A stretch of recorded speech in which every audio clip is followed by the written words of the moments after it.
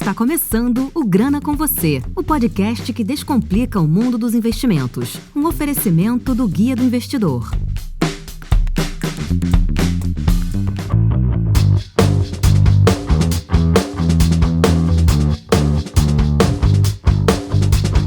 Está começando mais um episódio do Grana com Você e dessa vez a gente trouxe um convidado super especial para falar com a gente aqui de inovação no setor financeiro, né?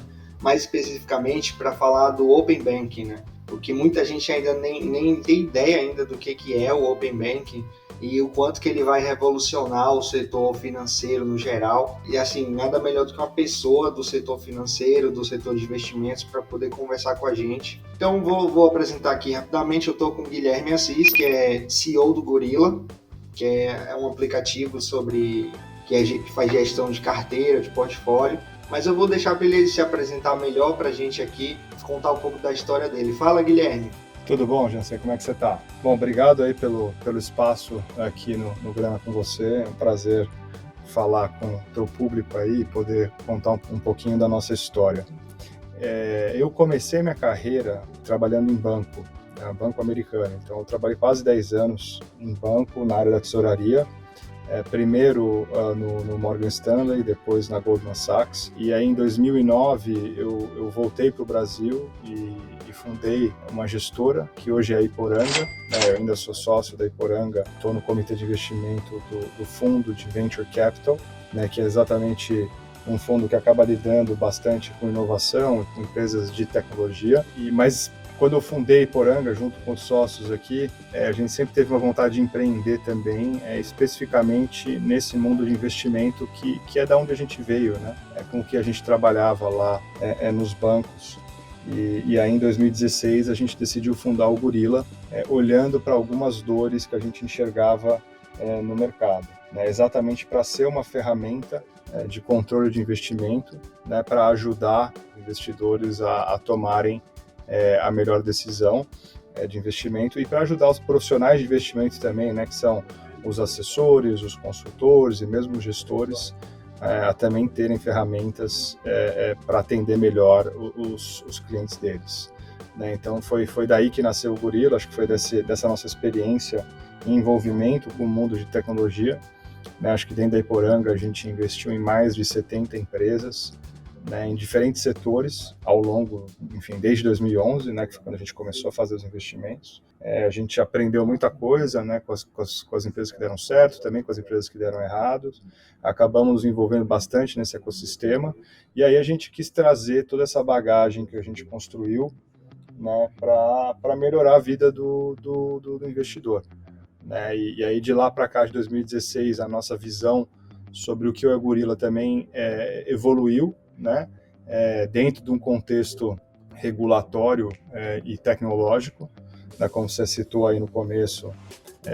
A gente está vendo agora esses movimentos, de Open Banking, estamos também vendo movimentos regulatórios, que melhoram portabilidade de investimento, facilitam acesso à informação. Então, tudo isso vai na direção de colocar o investidor aí no centro da experiência, no centro da jornada, e anda lado a lado com a nossa missão. Eu tentei resumir aqui, Jansen, não sei se eu consegui, mas esse é um pouquinho da nossa história aqui e do porquê que a gente resolveu fundar o Gorilla. Muito bom, deu para entender um pouco aí, saber que você tem bastante background aí dentro do sistema, já conhece o sistema financeiro, como que funcionam os artifícios do mercado também. Mas assim, para a gente começar aqui o podcast mesmo, queria que você explicasse o que é essa palavrinha em inglês que muita gente ainda não sabe o que é Open Banking, o que isso vai mudar para o usuário final. Legal. Não dá para traduzir, Se traduzir ao pé da banco aberto, mas assim, tentando resumir como a gente enxerga o Open Banking no Brasil, que talvez seja um pouco diferente, talvez, de outros países. Ele é um arcabouço regulatório e tecnológico que vai permitir que a informação seja trocada, informações e alguns serviços, sejam trocados entre instituições financeiras, e com acesso a essa informação, sempre com a anuência do cliente, parte do pressuposto também que a informação ela é do cliente, né, com a anuência do cliente, essas instituições conseguem oferecer melhores serviços, melhores preços. No final do dia, isso aumenta, né, a competição do sistema financeiro como um todo. Então, acho que o Open Banking é esse arcabouço regulatório e tecnológico. Diferente do Pix, que foi um evento que aconteceu ali, né, que é uma ferramenta mesmo para você poder transferir dinheiro, né, 24/7, instantaneamente, o Open Banking ele é mais comparado ao que era a internet, eu acho, nos primórdios. Ele é um conjunto de regras e de protocolos, né, de troca de informação, que permitem que ferramentas e novos modelos de negócio sejam construídas em cima dele.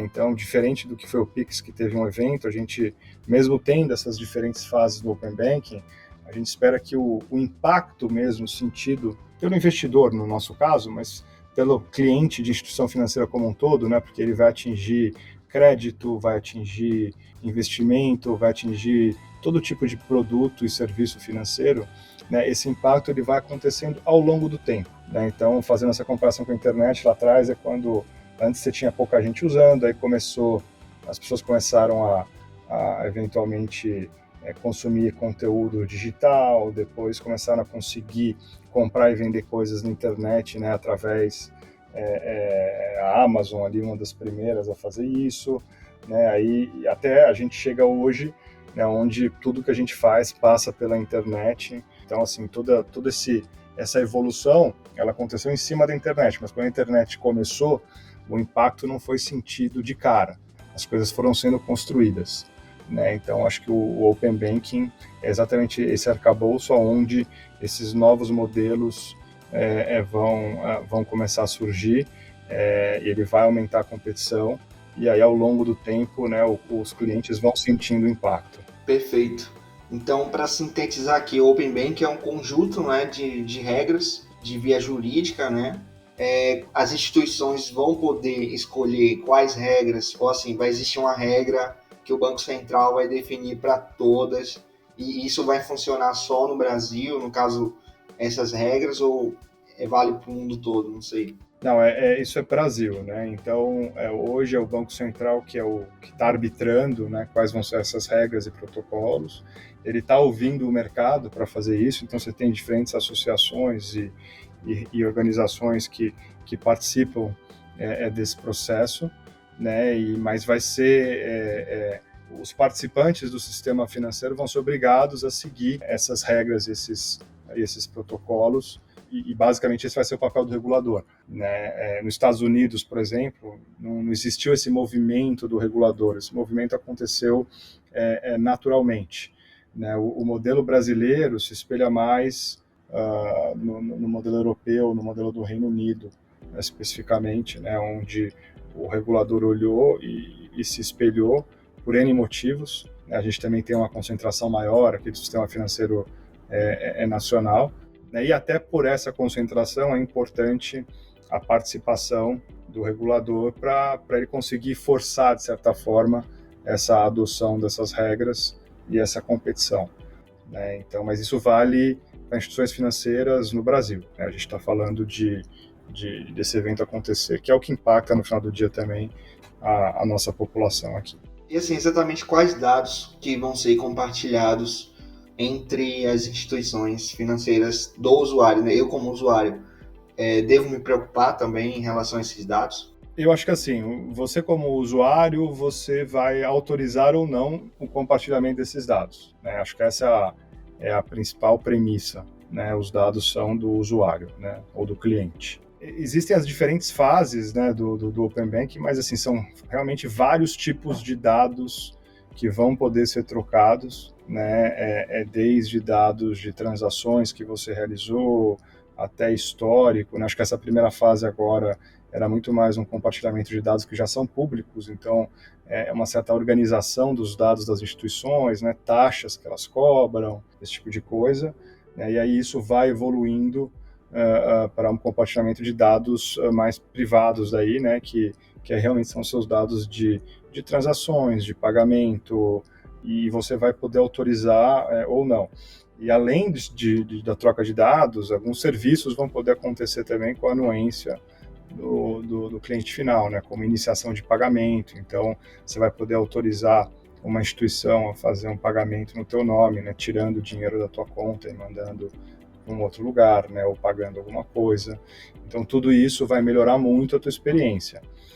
Como você acaba sendo dono dos dados, eu acho que, obviamente, você tem que sempre ter a segurança, né, das suas senhas, enfim, você tem que sempre pensar em compartilhar senha com ninguém, em ter certeza que os sites e aplicativos que você está acessando são de empresas idôneas, né, que estão dentro do sistema financeiro nacionais, e você sempre vai ter que ter essa preocupação. Mas uma vez que você autorizou, né, a dividir esses dados, as regras são bem claras em relação ao não compartilhamento, né, dessa informação com terceiros, enfim, os termos ali são regidos exatamente para proteger, né, o cliente. E a ideia de você dividir esses dados é muito também de você conseguir ter acesso a melhores serviços, a melhores preços, a produtos que fazem mais sentido para você. Hoje, na internet como um todo, você já está exposto, você já compartilha milhões de dados e nem sabe. Nesse caso, você vai saber o que você está compartilhando, você vai, de certa forma, ter controle em parar de compartilhar esses dados, né? Então, acho que as pessoas não precisam ter medo, elas precisam, obviamente, entender e sempre ter o cuidado com a segurança, assim como elas têm hoje. Perfeito, muito bem colocado em relação à segurança também, né? Que, na verdade, muita gente não mantém os princípios básicos de segurança assim, em relação à tecnologia, ao uso de dados, e a gente falou muito disso no episódio 5, que a gente trouxe um hacker para o programa, a gente entrevistou ele falando sobre o mega vazamento de dados, aí, que teve mais de 200 milhões de pessoas com dados vazados aí na Deep Web. Foi bem interessante essa entrevista. Para quem não ouviu ainda, tá aqui o link embaixo aqui na descrição. Recomendo ouvir, tem muitas dicas de segurança desse próprio hacker que conversou com a gente com exclusividade. Bom, mas adiantando aqui, eu comecei esse programa errado, né? Eu acabei esquecendo de apresentar o nosso colega que também está aqui participando da gravação, mas vou aproveitar e apresentar. A gente está com Leonardo Pereira, que é o nosso mais novo colaborador aqui, e ele é estudante de economia e também agora está escrevendo para a gente para o investirglobal.com, né, que é o nosso site voltado para investimentos internacionais. E o Léo aí tem uma pergunta também interessante, já que ele fala de mercados internacionais, então uma pergunta aí para o Guilherme. Ô Guilherme, tinha uma dúvida interessante aqui. Eu gostaria de saber como você enxerga nesse momento do mercado a inserção das fintechs, no caso, no sentido do Open Bank, né? Porque as fintechs são um conceito mais novo no mercado, assim, se for comparar aos bancos mais tradicionais. Por exemplo, a gente viu agora o surgimento crescente da Nubank, do Banco Inter. Como você consegue ver a integração dessas fintechs a esse sistema já estabilizado? Legal. Eu acho que no final do dia, a fintech é uma empresa como qualquer outra, né? Eu acho que e que tenta talvez usar a tecnologia para poder criar novos modelos, né, ou alavancar modelos de negócio. É um grupo de empresas, né, que tem talvez muito mais interesse do que os bancos tradicionais no Open Banking, até por elas serem menores, estarem crescendo, uma estrutura aberta, né, onde você consegue não só ter acesso a esses dados, né, com a anuência do cliente, mas também alavancar a tecnologia para dar um melhor serviço, né, para os clientes. Que eu acho que esse que é o objetivo final, né, das empresas, é realmente colocar o cliente ali no centro da experiência e da jornada e entregar o melhor preço e a melhor experiência. Então, eu acho que as fintechs, né, nesse sentido, têm muito interesse em fomentar esse movimento. Né? Inclusive, hoje saiu uma notícia até aí do Nubank, junto com o Google, junto com foi mais alguma instituição, alguma fintech grande, acho que o Creditas, enfim, eles criaram uma espécie de uma associação, uma empresa chamada Zeta, né, para também começar a representar eles, enfim, nessas discussões com os reguladores. Essas empresas que estão olhando para esse novo mundo que está se abrindo, essa nova oportunidade que está se abrindo, e que vão cada vez mais montar modelos de negócio, né, alavancando essa informação e tendo o usuário ali como o cara que eles querem servir. Esse movimento está só se acelerando e a gente tem visto, né, acho que nos últimos 12, 18 meses, até uma aceleração bastante grande aí no número de fintechs que tem nascido exatamente de olho nessas oportunidades. Legal, legal. Também como o Jensen estava comentando sobre o mercado internacional, você acredita que esse Open Bank a gente pode conseguir fazer um programa de integração internacional? Por exemplo, uma empresa, um banco brasileiro conseguir puxar um cadastro de um banco americano e fazer essa integração. Você acredita que isso seja possível? Não, eu acho que ainda a gente não está nesse nível de integração global. Eu acho que isso talvez demore um pouco mais. O que a gente tem visto, obviamente, são os movimentos, por exemplo, do lado de investimentos, que é a nossa vertical aí, as pessoas investindo cada vez mais lá fora, né, usando corretoras que deixam você abrir contas lá fora, né, como brasileiro, mandar o dinheiro, fazer o câmbio, comprar ativos listados lá nos Estados Unidos, eventualmente o que a gente chama de cross-border, né, essas fintechs vão evoluir, mas isso ainda não faz parte desse arcabouço regulatório do Banco Central, regulatório tecnológico. Mais para frente eu acho que isso vai ser possível, mas ainda tem um caminho a ser perseguido, né, até de como o Open Banking vai evoluir aqui dentro do Brasil, né, para esse tipo de conversa ficar um pouco mais maduro. Perfeito, Guilherme, muito bem colocado. Eu acho que a gente vai, como você falou aí, a gente vai ver a integração assim que as coisas forem acontecendo, né? Até porque é tudo muito novo, as regras, o conjunto, essas coisas ainda estão sendo discutidas, né? Então é bem interessante o que a gente vai ver a partir do momento que isso for realmente implementado aí pelo Banco Central. Mas eu tenho outra pergunta interessante aqui sobre segurança, mas eu vou fazer depois do intervalo. Vamos lá? Que tal conversar sobre investimentos e tirar todas as suas dúvidas? Faça parte do grupo do Guia do Investidor do Telegram. Acesse guiadoinvestidor.com.br/Telegram ou clique no link que está na descrição.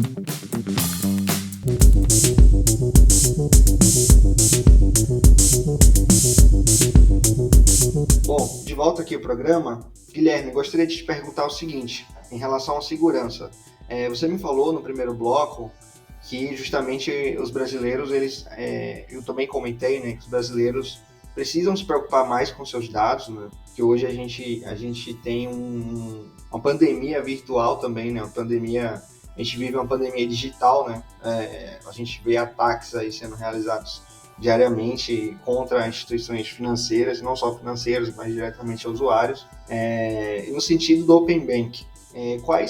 Qual será o ambiente tecnológico que esses dados em si vão circular, né? É uma coisa que a gente precisa se preocupar?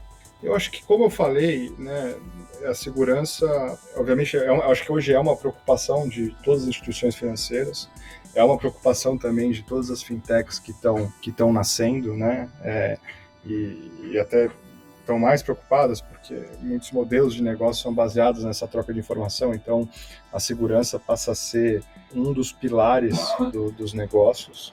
Então acho que está na cabeça de todo mundo, mas eu acho que assim, do ponto de vista do usuário, a preocupação tem que ser a mesma que ele tem hoje. Grande parte dos hackings que acontecem, dos ataques, eles acontecem com o que a gente chama de engenharia social, né? Que é o cara que usa a mesma senha do Wi-Fi no banco, ou a mesma senha do Wi-Fi no trabalho, senha simples, que usa o mesmo computador em casa ou no trabalho e conecta em redes inseguras em casa, enfim.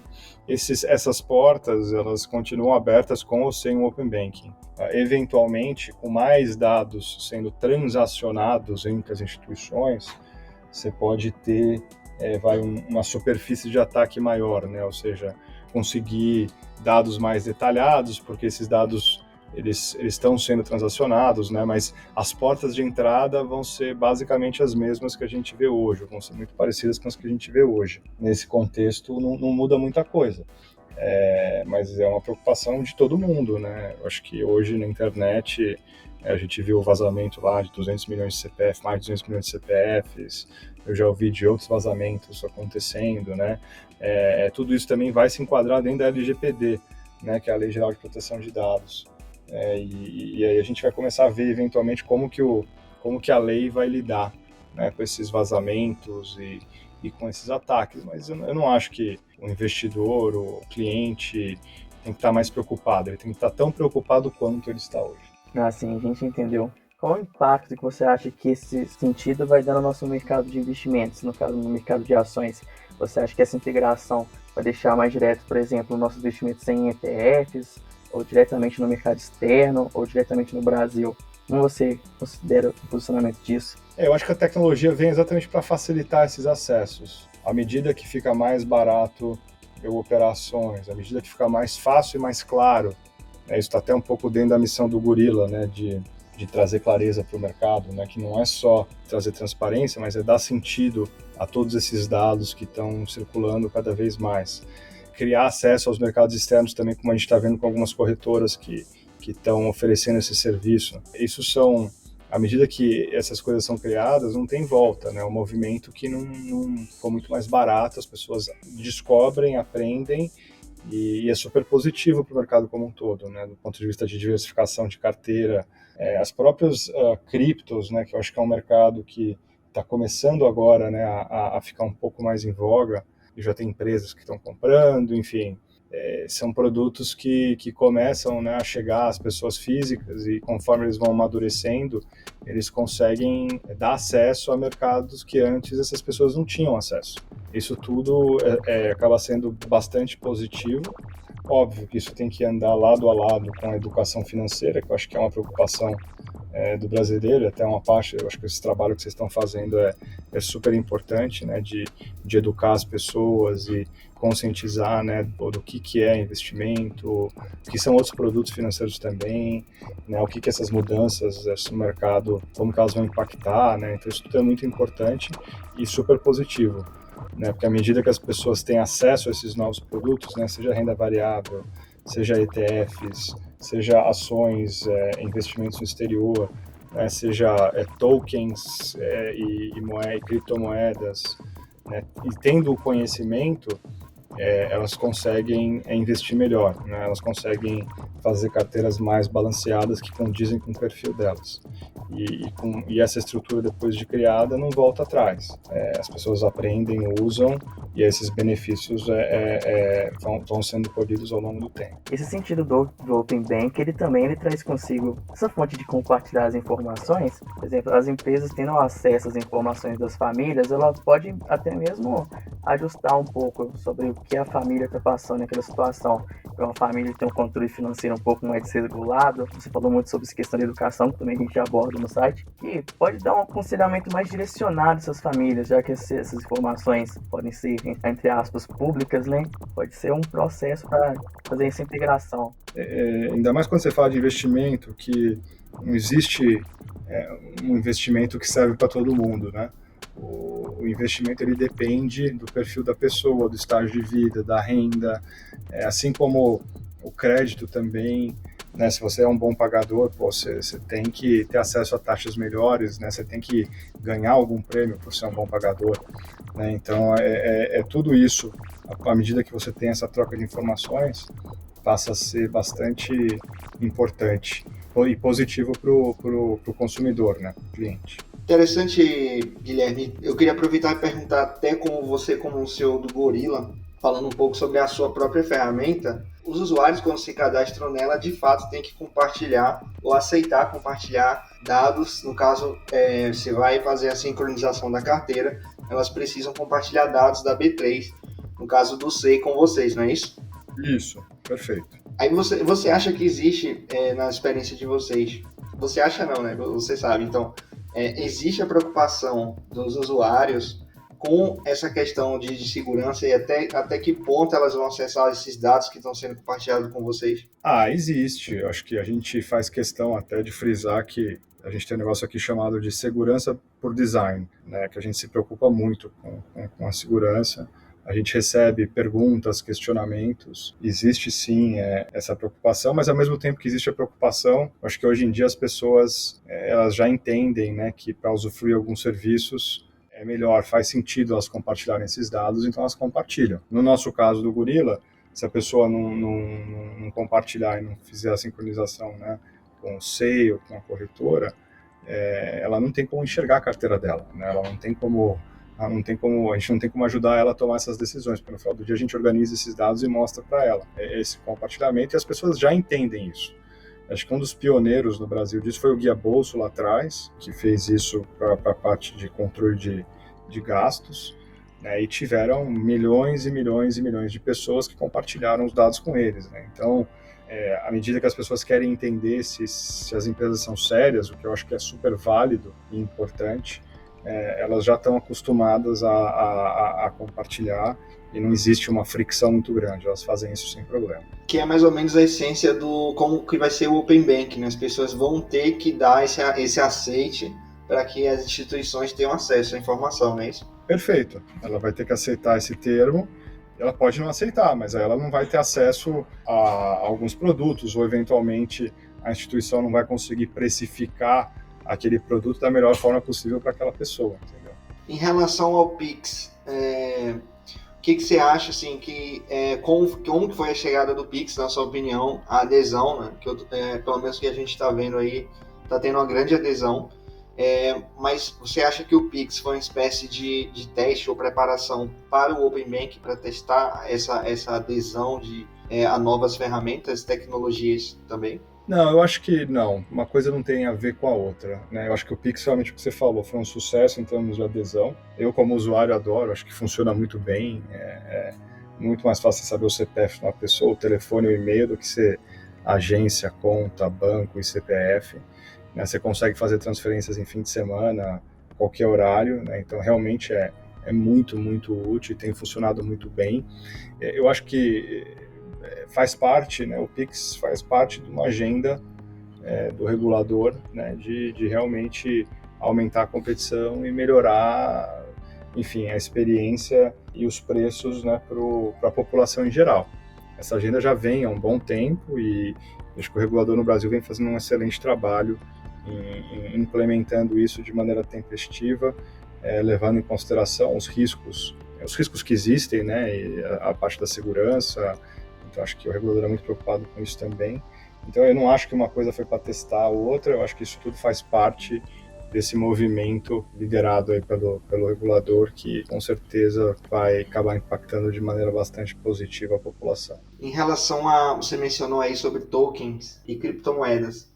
Não sei se você é entendedor do assunto em si, mas assim, em relação a além do dinheiro assim, tradicional, né? Você acha que o Open Bank vai chegar também, por exemplo, para um exchange de Bitcoin, para uma instituição que não trabalha diretamente, sei lá, com o mercado, alternativas como até mesmo um fundo de private equity, eu não sei o que vai influenciar nisso.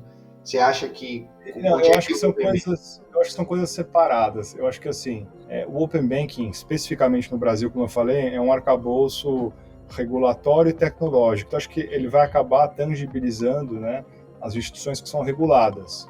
As exchanges de cripto no Brasil, elas não são reguladas, né? Não tem uma regulação que define, né, o que é uma exchange, né, uma bolsa de criptomoeda, o que é um token, né?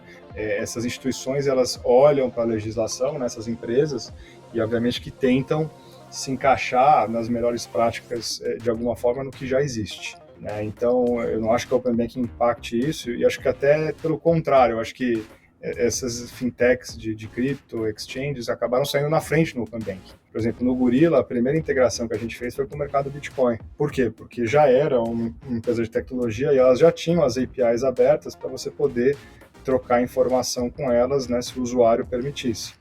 Então, de certa forma, elas não precisaram esperar a regulação, nem o regulador forçar nada.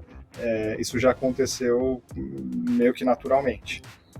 Então, acho que elas saíram na liderança nesse sentido. Então, eu não vejo o Open Banking impactando esse espaço, né, assim, de cara. eventualmente mais para frente, conforme a regulação avance, eventualmente se ela começar a entrar dentro, né, dessas instituições, aí provavelmente elas vão ser contempladas no Open Banking, mas por enquanto não é algo que está no horizonte.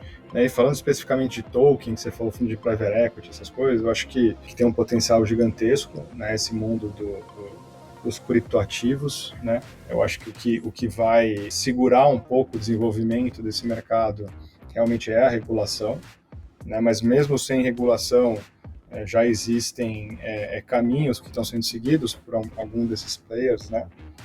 Para dar acesso, né, ou a ativos ilíquidos, ou a consórcios, ou o que eles chamam de utility tokens, né, que são tokens que têm algum tipo de uso.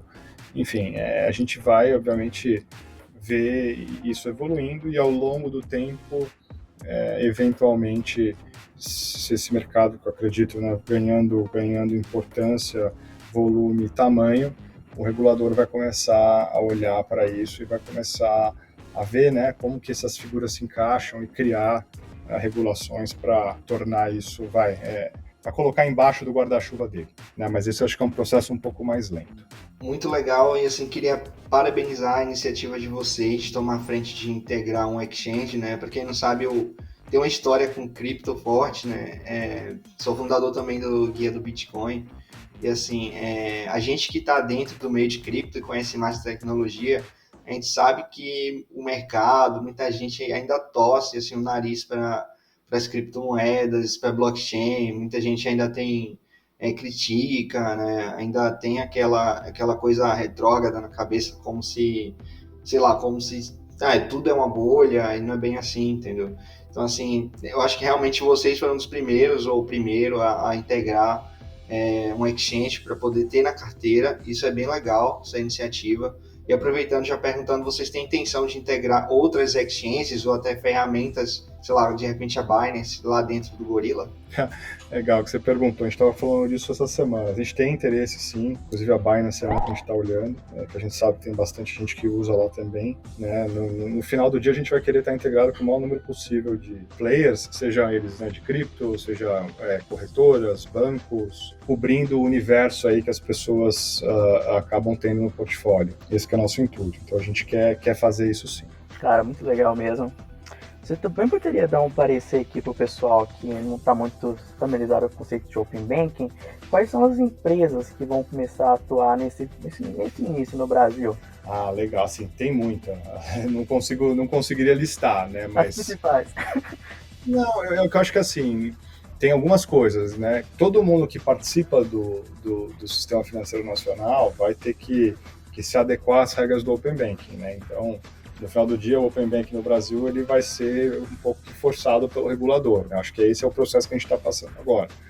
Então, todo mundo vai ter que participar. Tem algumas instituições que estão se antecipando, e alguns modelos de negócio, como o nosso, a gente está se antecipando ao Open Banking, né? O Open Banking ainda não é uma realidade, né? Mas a gente já fez integração via API com algumas corretoras, com os exchanges de cripto.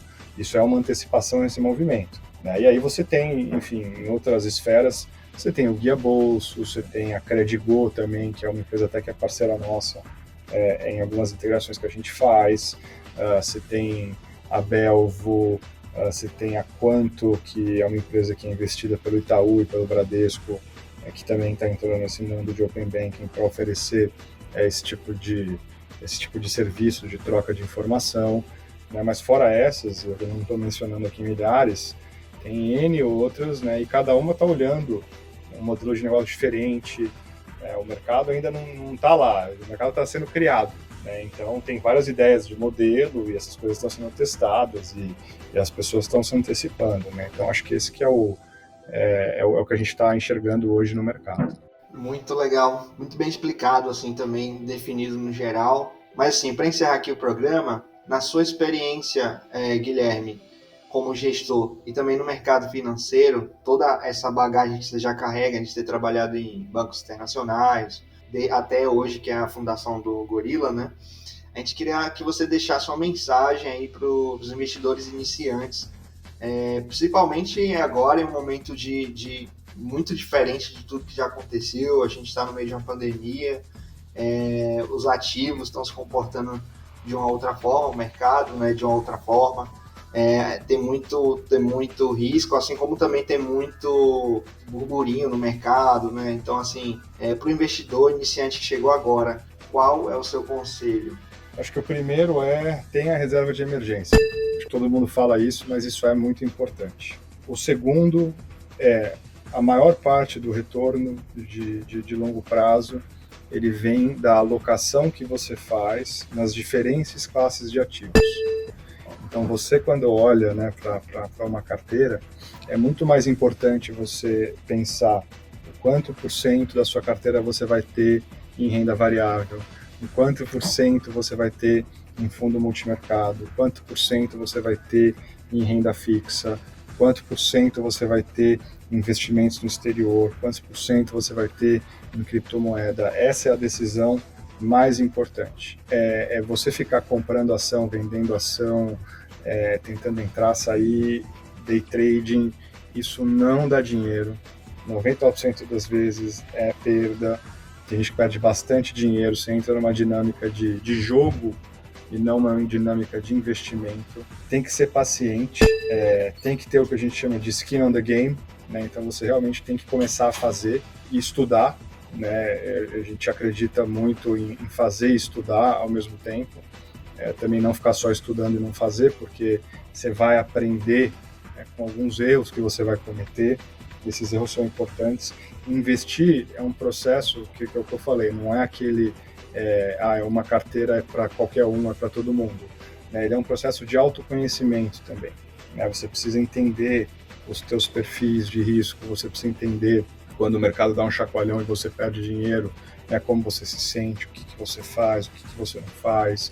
Então, é um pouco de autoconhecimento. Então, eu começaria, primeiro, sempre tendo essa reserva de emergência, depois se informando e estudando, depois lembrando que a alocação ela é mais importante do que qualquer coisa, ela é mais importante do que você ficar comprando e vendendo. Não é porque você está trabalhando e gastando energia que você está agregando valor.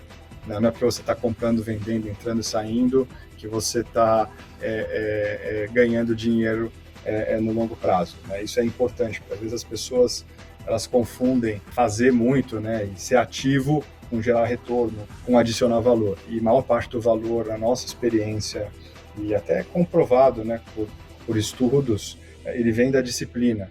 Ele vem da disciplina de você fazer as alocações, de você periodicamente fazer os rebalanceamentos e manter as alocações que você se propôs a fazer. Então, acho que esses conceitos, esses princípios, quando implementados de verdade, com disciplina, eles levam ao sucesso. E ter paciência. Não existe... ninguém fica rico do dia para a noite investindo. É um processo de longo prazo, onde o mais importante é você ter disciplina e paciência. Então, acho que essa aqui é a mensagem. Você está de parabéns aí e obrigado por deixar essa contribuição para os nossos ouvintes aí. Agora, você falou em compra e venda e me surgiu uma curiosidade. Eu vou deixar aqui com uma última pergunta mesmo. Bom, vocês aí no Gorilla, vocês têm mais... Eu não sei se vocês têm acesso também, Eu estou te perguntando, mas você não precisa responder também.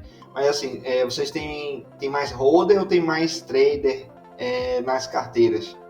Tem de tudo. As pessoas que usam o Gorilla ainda têm um viés de renda variável, mas é engraçado que as pessoas que têm mais renda variável geralmente são as pessoas que têm menos patrimônio. As pessoas que têm mais patrimônio, elas acabam seguindo mais essa disciplina e essa lógica de alocação em diferentes classes de ativo. Mas é um pouco essa distribuição que a gente falou. E aí o legal, assim, nossa missão aqui até, à medida que a gente consegue fazer as pessoas enxergarem aonde elas estão ganhando, aonde elas estão perdendo dinheiro, isso é um processo de educação também. Quando a pessoa enxerga isso, fica mais fácil dela ver onde errou e onde acertou, e por que errou e por que acertou. O nosso perfil ele é distribuído dessa forma, e óbvio, o nosso intuito aqui é cada vez mais levar as pessoas para esse lado mais de diversificação, mais de entender a carteira e de se entender também. Então, acho que esse que é o que a gente enxerga aqui no Gorilla. Muito legal. Assim, quem não conhece, vale a pena conhecer o Gorilla. o aplicativo. Vou deixar também o site aqui na descrição de vocês. É uma ferramenta muito boa para quem procura controlar a carteira aí, né? Vale a pena usar e dá uma diferença danada assim na gestão do seu portfólio, né? Eu acho bem bacana, eu não estou fazendo jabá não, aqui é experiência de usuário mesmo. Obrigado, gente. Esse foi mais um episódio do Grana com você, agradeço a sua participação, Guilherme, e deixo aberto também para você vir participar com a gente de outros episódios. Não, combinado, é só marcar. Obrigado pelo espaço aí, Jansen, obrigado, Leonardo, e parabéns aí pelo trabalho de educação que vocês estão fazendo, que ele é bastante importante. É isso aí, obrigado, Leonardo, também a participação. Nada, sempre um prazer. É isso aí, pessoal, até a próxima.